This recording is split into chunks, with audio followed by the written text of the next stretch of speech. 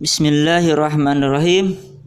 Assalamualaikum warahmatullahi wabarakatuh. Sebelumnya saya ingin memperkenalkan diri.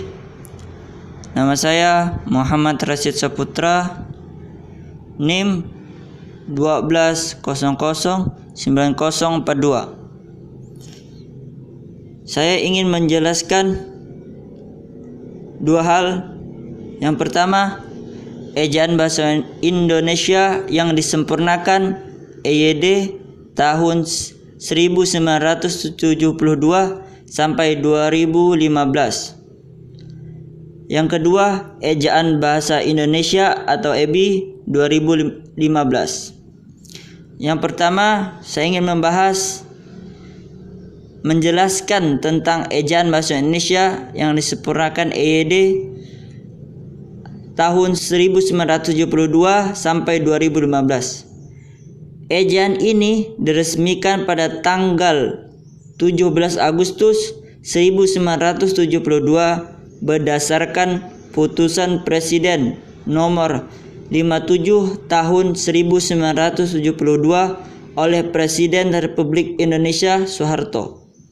Untuk menggantikan ejaan Republik atau ejaan Suwandi, Departemen Pendidikan dan Kebudayaan menyebarkan buku kecil yang berjudul Pedoman Ejaan Bahasa Indonesia yang disempurnakan sebagai patokan pemakaian ejaan.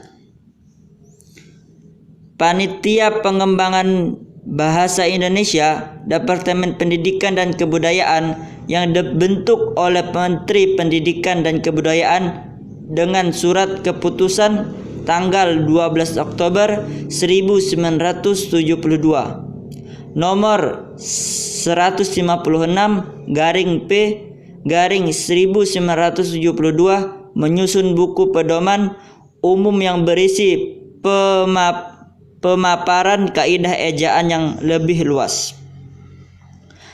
Pada tahun 1988, Pedoman Umum Ejaan yang disempurnakan atau PUEYD di edisi kedua diterbitkan berdasarkan keputusan Menteri Pendidikan dan Kebudayaan Republik Indonesia nomor 0543A/U/1987 pada tanggal 9 September 1987. Setelah itu, edisi ketiga diterbitkan pada tahun 2019 berdasarkan Peraturan Menteri Pendidikan Nasional Nomor 46. Dan yang kedua, saya akan menjelaskan tentang Ejaan Bahasa Indonesia atau EBI 2015. Ejaan Bahasa Indonesia dipergunakan untuk mengganti Ejaan Bahasa Indonesia yang disempurnakan atau EYD. Meskipun belum ada keputusan Presiden tentang adanya penggunaan ejaan baru untuk bahasa Indonesia, namun Badan Pengembangan dan Pembina Bahasa Kementerian Pendidikan dan Kebudayaan telah menerbitkan edisi keempat tentang Pedoman Umum Ejaan Bahasa Indonesia atau PUEBI di Jakarta Maret 2016.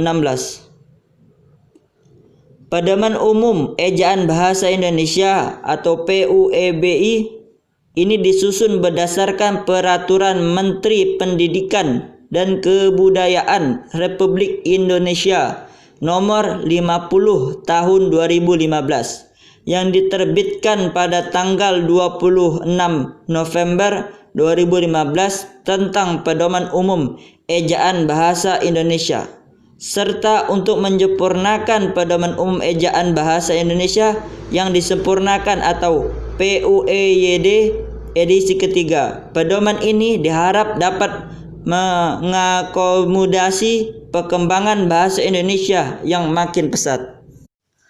Ya, mungkin sekian dari saya tentang pembahasan sejarah ejaan bahasa Indonesia. Kurang lebihnya saya mohon maaf.